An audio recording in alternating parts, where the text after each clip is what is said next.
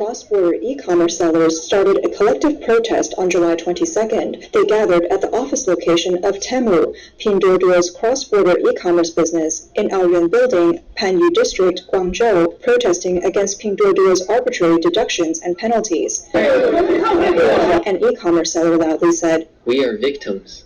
How much have you been deducted? 5 million. How much have you been deducted? 1 million. According to someone who used to work at Temu, the man sitting in the car is the head of Temu. What you're doing is illegal. Do you think this approach we're taking will work? First, get the accounts right for me. Mr. Wang, sitting in the car, said, Whether it's illegal or not is determined by the law. But I think if you express your demands this way, there's nothing we can do. What do you mean there's nothing we can do? You're restricting my personal freedom. No, we're not. We just want answers. Since you've recorded our statements, you should give us an explanation, right? How are you going to handle this? We're not doing anything to you. You can't just act indifferent and walk away every time, treating us like we don't matter. Right, Mr. Wang? Go back to your business, all right? Mr. Wang's attitude made the protesting sellers even angrier. A man said, What business? How dare you talk about doing business? You're scammers, not business people. Mr. Wang remained dismissive, and the sellers said they would go to the company to check the accounts. A blogger with 14,000 followers who worked at Pinduoduo for over 4 years also commented on the situation. The number of sellers gathering under the Aoyuan International Building in Panyu, Guangzhou is increasing. There are already several hundred people on the scene. It looks like this overseas platform is in big trouble this time. Sellers have been fined anywhere from tens of thousands to millions. The rumored billions in penalties are true. On July 28th, a large number of Temu sellers who were fined returned to Temu's office to protest again. You can hear someone in the video shouting, "They're hitting people! They're hitting people!" Many sellers sat on the floor of Temu's office, demanding a resolution. Someone said, Temu is pulling off a scam. Just get your leader out here. Get your legal representative out here. We are the victims. So, what caused so many cross-border e-commerce sellers to protest? By looking at Pinduoduo and Temu's operating model and system, you might find the answer.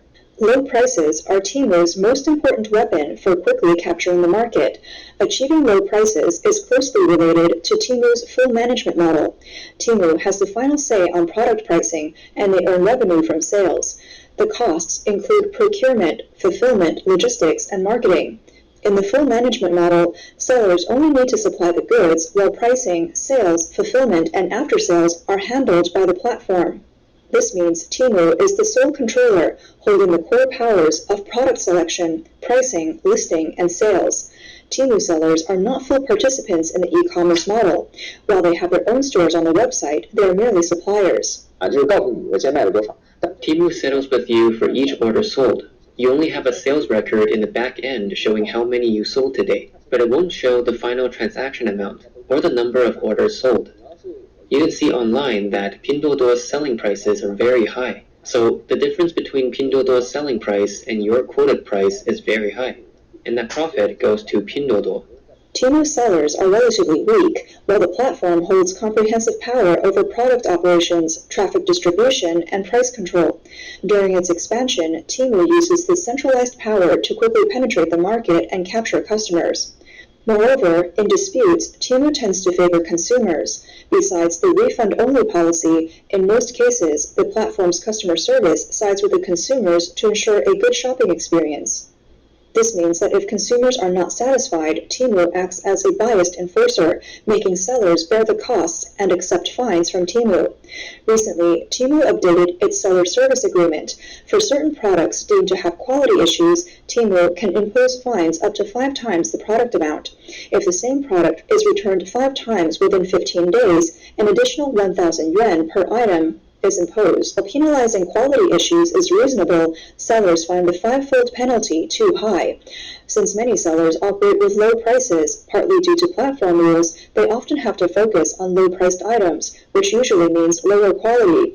Additionally, the platform's criteria for determining product quality issues are sometimes unreasonable. The video titled "Collection of Scams" lists the pitfalls of Temu, with fines being one of the most significant issues. 最让人恶心的一个问题就是罚款赔付的问题。The most disgusting issue for me is the fines. There's a saying that Temu's profits depend on how much they can fine you. The seller mentioned that they were fined by Temu after a customer gave a poor review because the Pinduoduo warehouse staff didn't include the wheels and lid when shipping a children's suitcase. But what I want to say is, why am I being fined?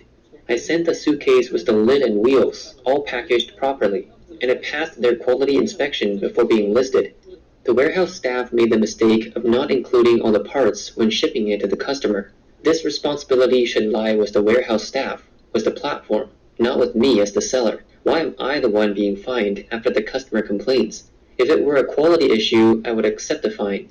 But missing parts are the platform's fault. It's disgusting that the platform fines me for this, and I've complained many times with no resolution. The fine notice only shows the fined product and the fine amount, without explaining the reason.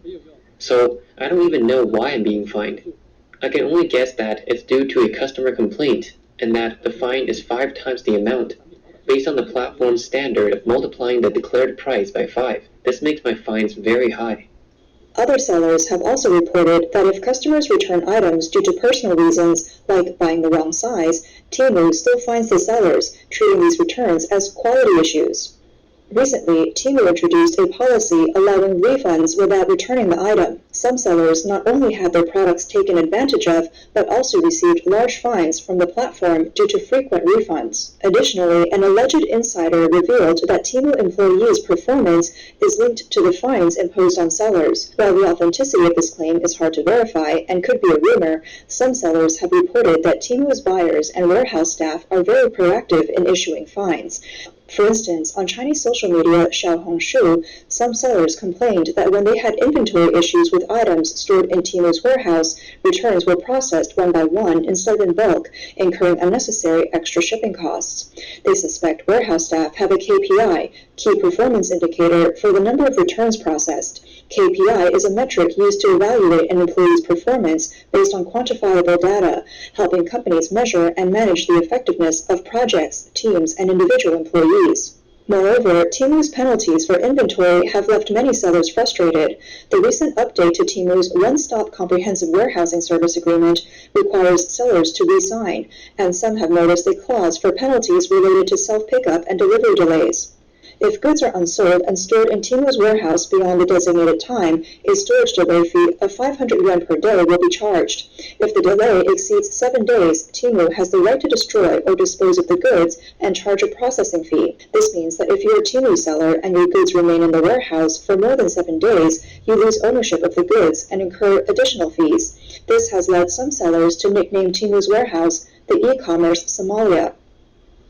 One netizen jokingly remarked that any seller who manages to operate a store on Pinduoduo is a true warrior. 在拼多多上能开得了店的商家都是勇士，是真的勇。Opening a store on Pinduoduo exposes you to various fines far exceeding those of other e-commerce platforms, making you question your life choices. Just try it if you don't believe me. On this exploitative platform, they start by deducting a basic service fee as soon as someone makes a payment, regardless of the reason. Even if the customer changes their mind, the fee is non-refundable. Then, they find every possible way to fine the sellers. They impose fines for no-reason returns, calling it customer appeasement money. They deduct your money, make you pay for return shipping even if the item was used, and find any excuse to deduct at least half of the product's value. If an item is out of stock and a refund is issued, you still get fined. If there's no shipping information within 24 hours, it's considered a false shipment, and you get fined 25% of the order value. Even after the 7-day no-reason return period, customers can still request returns indefinitely. Additionally, your funds are restricted, preventing you from withdrawing. In short, they make it impossible to run your store smoothly. Pinduoduo is a mobile e-commerce shopping platform established in Shanghai by Shanghai Xunmeng Information Technology Company in September 2015. It allows users to place orders with sellers or manufacturers through group buying to obtain significant discounts. By 2018, roughly 3 years after its launch, Pinduoduo had over 200 million users with a gross merchandising volume, GMV, exceeding 100 billion yuan.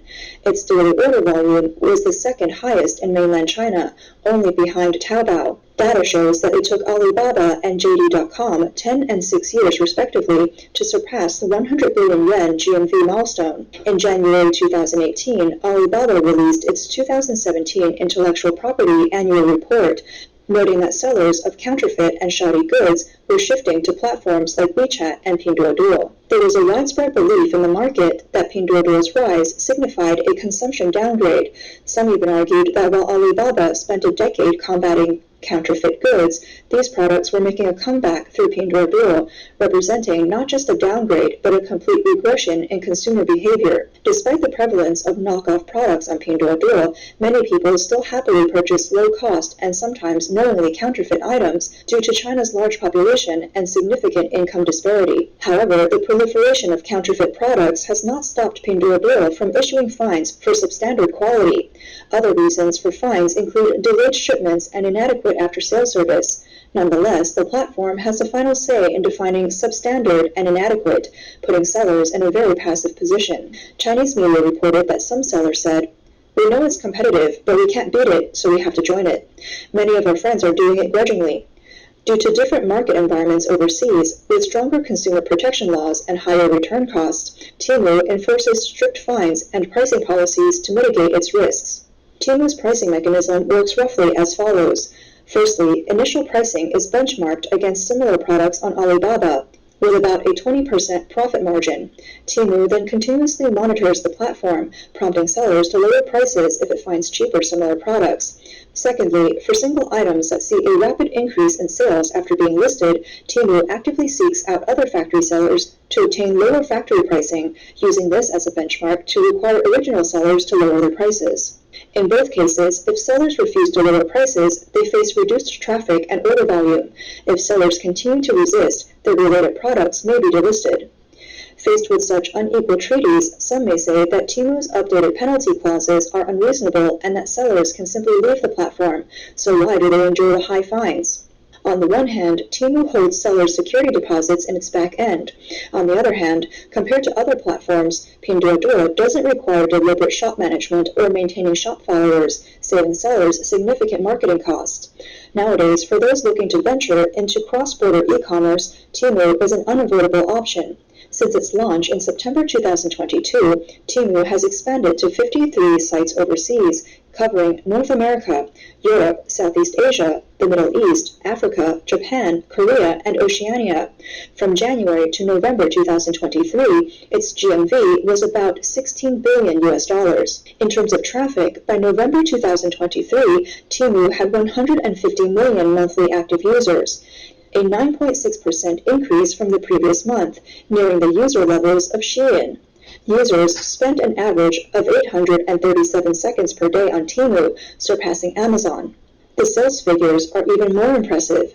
In the first half of 2024, Temu's sales amounted to about 20 billion US dollars, surpassing the entire year of 2023. In the second quarter alone, GMV was around 12 billion US dollars, with the US market accounting for about 45%. Temu's rapid growth to this scale in less than 2 years is truly rare. This has also attracted attention from foreign media.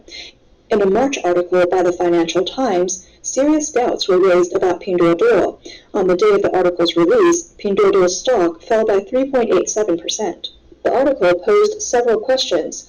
When comparing employee numbers and R&D expenditures, why does Pinduoduo resemble a small company? Why do competitors almost never mention Pinduoduo's impact as if it doesn't exist? Why do its balance sheet metrics not match its revenue? Why does a company with a market value of over 100 billion US dollars only have physical assets worth less than 150 million? All these questions culminate in a larger issue.